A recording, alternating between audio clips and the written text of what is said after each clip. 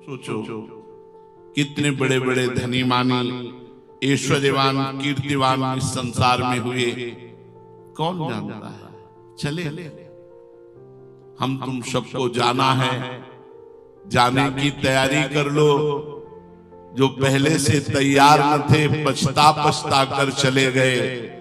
रहे न रावण सम अभिमानी, हिरण्याकश्यप सम वरदानी। खान विभो की खान जगत में कुछ दिन के मेहमान, भजले श्री भगवान जगत में कुछ दिन के मेहमान।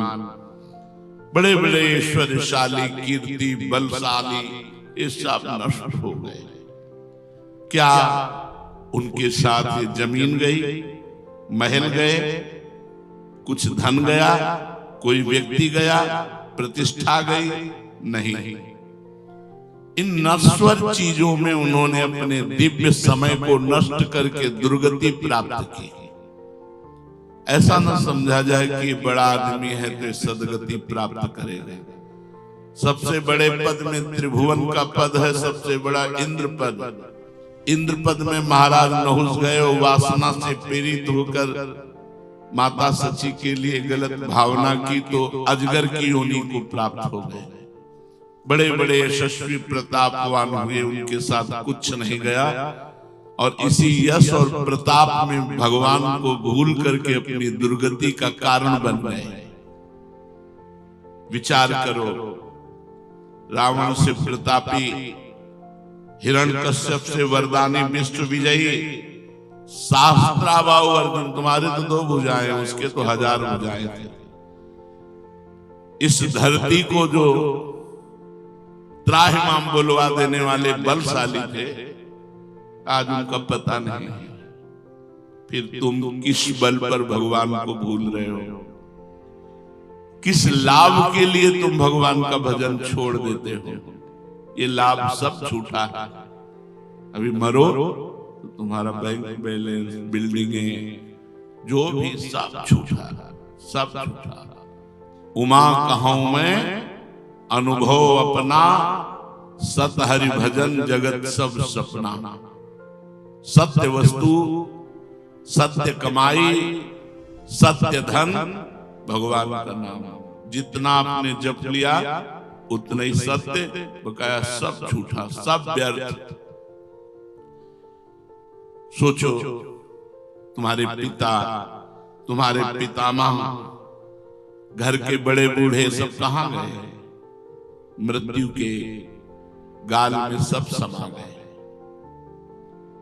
वो लोग क्या नहीं सोचते थे, लेकिन क्या उनकी सोच सत्य हुई? सब सोच यहीं रह गई और वो यहां से चले गए। ऐसे ही आप भी चले जाएंगे। सोच सोच ये मकान बन जाए, फिर ऐसा हो जाए, फिर ऐसा हो जाए, फिर ऐसा हो जाए, और ऐसा सोचते सोचते मर गए। यदि उस सोच में भगवान का भजन नहीं तो तुम्हारी सोच शोक प्रदान करने वाली बनेगी। यदि उस सोच को बदल दो, ऐसा श्री जी का श्रृंगार आज करेंगे, आज ऐसा भोग लगाएंगे, आज प्रियालाल को ये पद सुनाएंगे, आज प्रियालाल को ऐसे सुख पहुंचाएंगे। ये सोच आपकी परम सत्य सच्चिदानंदमयी, अन्य सब सोचे पार्थिव मायाकृत नाशवान। सोचो तुम्हारी दशा क्या होगी जब तुम भगवत विमुख होकर शरीर यहां से त्यागोगे और आपके कर्मों का निर्णय होगा। कृपालु भगवान ने संस्कृति मांझ बरियाई के पायो मानुष्य देव थाकत डारत। संस्कृति के चक्र को रोक करके मनुष्य शरीर कृपा करके दिया और आपने उस मनुष्य शरीर को संसारिक सोच में नष्ट कर दिया। भजन नहीं किया, व्यर्थ का चिंतन करते हुए व्यतीत कर दिया।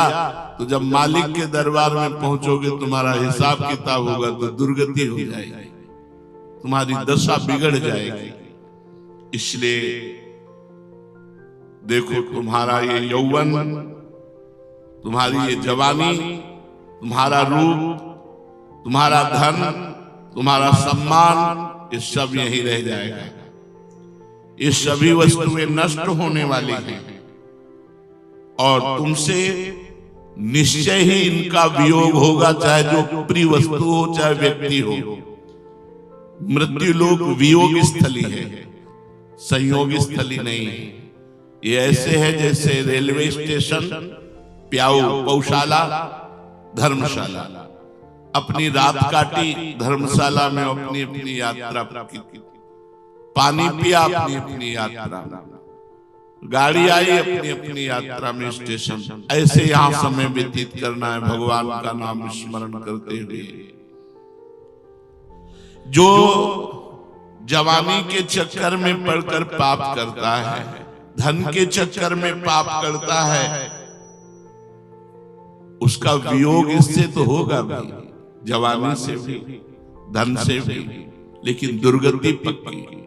जो अपनी जवानी में संयम धारण करके ब्रह्मचर्य से भगवान का नाम जप कर रहा है, भगवान के नाम की कमाई कर रहा है, उसका वियोग कभी भगवान से नहीं होगा, क्योंकि हम और भगवान दो हैं ही नहीं। हम और भगवान दो हैं ही नहीं, एक ही डीएनए है हमारा और भगवान का। जो आत्म स्वरूप है वो भगवत स्वरूप है। हम और भगवान एक जाति के हैं, हम और भगवान एक हैं। ईश्वरंश जीव अविनाशी, ममैवांशो, भगवान का अंश भगवत स्वरूप होता है। हम इसी देह और जगत के भोगों को अपना मानकर भगवान से विमुख हो गए। यहां बस पलक झपकते मृत्यु तुम्हें ग्रस ले गई। जैसे हमारे 50-55 वर्ष व्यतीत हो गए, हमको लगता है कल घर से निकले थे। ऐसा नहीं लगता कि 55 वर्ष की आयु हो गई। कितना लंबा समय जीवन का व्यतीत हो गया। अब कितने मिनट बचे हैं पता नहीं। ऐसे ही जो भोगों में भूले हुए जीव हैं, उनकी बड़ी लंबी आयु भोगों में व्यतीत हो जाती है और वो कमा कुछ नहीं पाते। जो परलोक की कमाई है वो भजन है, वो सत्य है, वो परोपकार है, वो व्रत, उपवास, नियम, संयम, ये सब कमाई है। इन सब से लोग दूर रहकर पापाचरण में, व्यर्थ के चिंतन में, प्रपंच में अपने जीवन को नष्ट कर देते हैं। सोचो, भले लोग तुम्हें बड़ा समझकर पूज रहे हो, क्या तुम बड़े हो गए? बड़े तो तब होगे जब बड़े के हो जाओगे। बड़ा कौन है? प्रभु। तो बड़ा कौन? जो प्रभु में चित्त को समाहित कर दिया है। चित्त का समाधान, कोई प्रश्न नहीं, कोई संशय नहीं, निरंतर भगवान का भजन, चित्त का समाधान। विचार करो, तुम्हारा जीवन सफलता की तरफ जा रहा है कि असफलता की तरफ? यदि भगवान को भूल करके प्रपंच में लग गए तो तुम्हारा जीवन असफलता के मार्ग में जा रहा है। यदि तुम हर कष्ट सहकर भगवान का भजन करते हुए जीवन व्यतीत कर रहे हो तो तुम्हारा जीवन सफलता की तरफ जा रहा है। जब तुम जन्म मृत्यु के भयावह चक्कर में जो फंसे हो, इससे छूटोगे तो तुम्हें वो आनंद मिलेगा, वो शांति मिलेगी जो किसी को भी नहीं प्राप्त है। न ब्रह्मा को प्राप्त है, न इंद्र को प्राप्त है, न एक सम्राट को प्राप्त है, न योग की सिद्धियों वाले को प्राप्त है। क्योंकि सिद्धि प्राप्त हो जाने पर जन्म मृत्यु के चक्कर से मुक्त नहीं होता। इसीलिए भगवान ऋषभ देव जी के पास जब सिद्धि आई तो उन्होंने स्वीकार नहीं किया। परीक्षित जी ने प्रश्न किया कि भगवान ऋषभ देव तो भगवान के अवतार हैं, फिर उन्होंने सिद्धियों को क्यों स्वीकार नहीं किया? तो श्री सुखदेव जी ने कहा, जैसे चतुर शिकारी फंसे हुए मृग पर, जाल पर कभी विश्वास नहीं करता, क्योंकि कभी भी भाग सकता है अगर छूटने का अवसर मिल गया। ऐसे ही मन कहीं सिद्धियों के चक्कर में पड़कर परम सिद्धि, भगवत प्रेम या जन्म मृत्यु से मोक्ष, इससे चूक ना हो जाए, इसलिए रिद्धि सिद्धि से भी अपने को छुड़ा करके जो भगवान के मार्ग में, अभी रिद्धियां सिद्धियां ऐसे थोड़ी प्रकट हो जाती, उसके लिए तो बड़ा संयम नियम चाहिए, बहुत भजन, बहुत, तब कहीं सिद्धियां आती, सिद्धियां ऐसे थोड़ी आ जाती। पहले तो जो ही आप साधना में चलेंगे तो अहंकार आएगा, पहली सीढ़ी है। गिराने की। अहंकार आएगा जो दूसरों में दोष दर्शन और अपने में गुणाभिमान। अगर इससे बच गए तो स्त्री शरीर के लिए पुरुष शरीर, पुरुष शरीर के लिए स्त्री शरीर, पक्का सुविधा हो जाएगी भोगने की। आप भोग सकते हो। अगर आपने स्वीकार किया तो यहां मार्ग रुक गया। अगर आप इससे आगे बढ़े तो कंचन, विविध प्रकार के भोग सामग्रियां, ऐश्वर्य, वैभव, ये तुम्हारे। अगर इस पे रुक गए तो आपका मान, अगर इसको भी क्रॉस कर गए तो प्रतिष्ठा, मान प्रतिष्ठा है आखिरी। इसीलिए अगर मान प्रतिष्ठा को भी पार कर गया तो मुस्कुराते हुए युगल सरकार उसको मिलते। तुमने गर्भवास में भगवान से प्रतिज्ञा की थी, रो रो कर प्रभु से गर्भ में कहा था, जब गर्भ के कष्टों को भोग रहे थे, कि एक बार मुझे गर्भ के इस नरक से बाहर कर दो प्रभु, मैं जाकर ऐसा भजन करूंगा कि दोबारा कभी किसी भी मां के गर्भ में न जाना पड़े।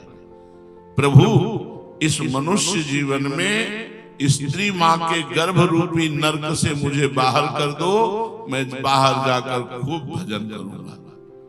बाहर आए तो ज्ञान अपहृत हो गया। माया के द्वारा भूमि परत भाटी ढाबर पानी, तिम जीवहि माया लपटानी। लड़का हुआ बोले थाली बजाओ। वो रो रहा है, कहाँ वो विशुद्ध ज्ञान कहाँ गया, वो भगवदानंद कहाँ गया।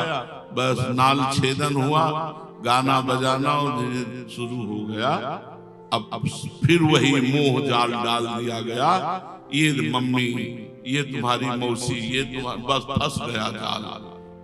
जननी जनक बंधु सुखदारा तनुधन धाम सुहृद परिवारा।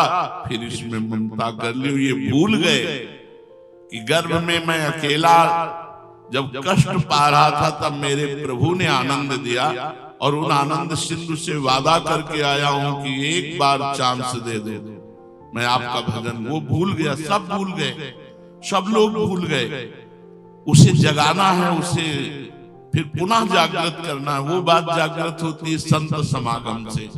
इसीलिए जब हरि की विशुद्ध कृपा होती, जब द्रवै दीन दयालु राघव, तो साधु संगति पाइए, क्योंकि उससे हमारा खोया हुआ ज्ञान पुनः जागृत होता है। अब उस प्रतिज्ञा को भूलकर मिथ्या माया ममता में फंसकर फिर उसी भीषण गर्भवास की यंत्रणा भोगने की तैयारी कर रहे हो। होश में हो जाओ, शीघ्र चेतो, अब जीवन नहीं रह गया है। अब जीवन नहीं रह गया।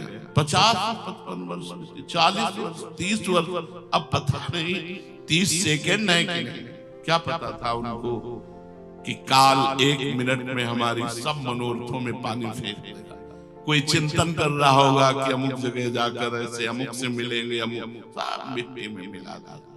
चेतो, शीघ्र चेतो, कहीं जीवन के बचे हुए दिन भगवत विमुख असावधानी में न बीत जाए।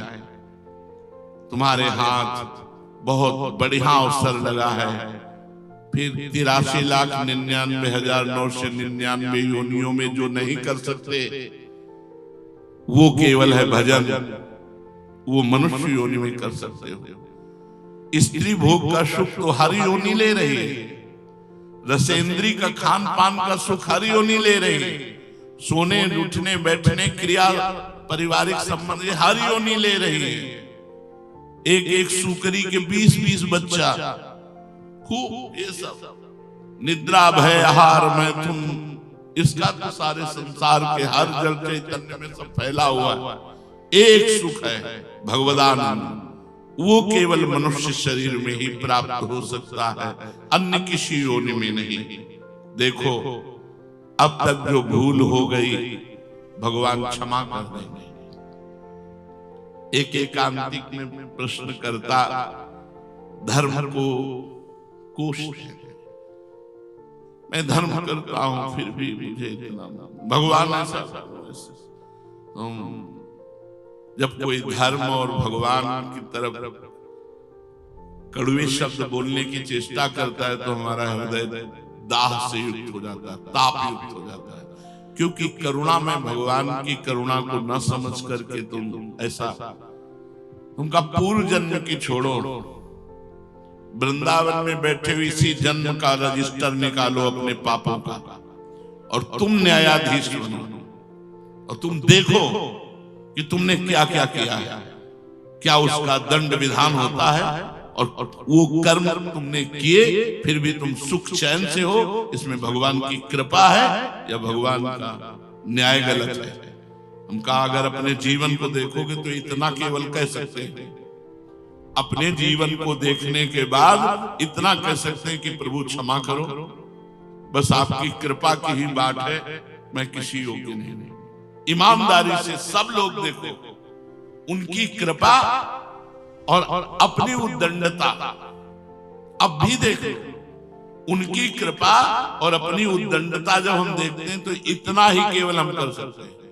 न्याय करने पर इतना आएगा कि क्षमा प्रभु क्षमा, त्राहिमाम प्रभु त्राहिमाम, मैं आपके योग्य नहीं हूं प्रभु, मैं आपका अपराधी हूं, पर फिर भी आपकी इतनी कृपा हम पर है। अब तक जो भूल हो गई सो हो गई, उसके लिए अब रोने का समय नहीं, नाम जप करो, उसके लिए पश्चाताप मत करो कि बैठे वर्तमान के समय को भी भूत के चिंतन में व्यतीत करो। भूत में जो हो गया सो हो गया, छोड़ो, अब वर्तमान को संभालो। जीवन के जितने दिन बाकी हैं उन्हीं को दृढ़ संकल्प करो कि एक सेकेंड भी अब मैं भगवान से विमुख नहीं जीऊंगा। राधा राधा राधा राधा, हर सेकेंड हर मिनट अब मैं प्रभु से जुड़कर ही जीऊंगा।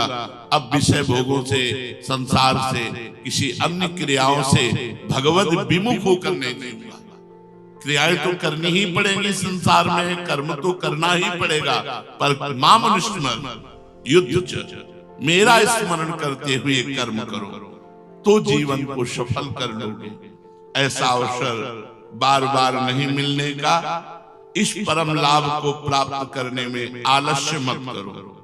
सोचो, यावत् स्वस्थमिदं कलेवरम यावत् च दूरे जरा, जब तक बुढ़ापा दूर है, शरीर स्वस्थ है, तब तक तुम कुछ भी कर सकते हो। क्या कर्मों का भोग है। यावत् स्वस्थमिदं कलेवरम यावत् च दूरे जरा, जब तक तुम्हारा शरीर स्वस्थ है, बुढ़ापा ग्रसित नहीं कर लेता, रोग ग्रसित नहीं कर लेता, तभी तक तुम कुछ अपने लिए कर सकते हो। अपने लिए क्या है? भगवान का नाम जप, तीर्थ यात्रा, व्रत, उपवास, नियम, संयम, इनके द्वारा तुम अपने पापों को नष्ट करके उज्जवल भविष्य बना सकते हो। क्या उज्जवल भविष्य? जिंदा फेंक दिया कबाड़ में।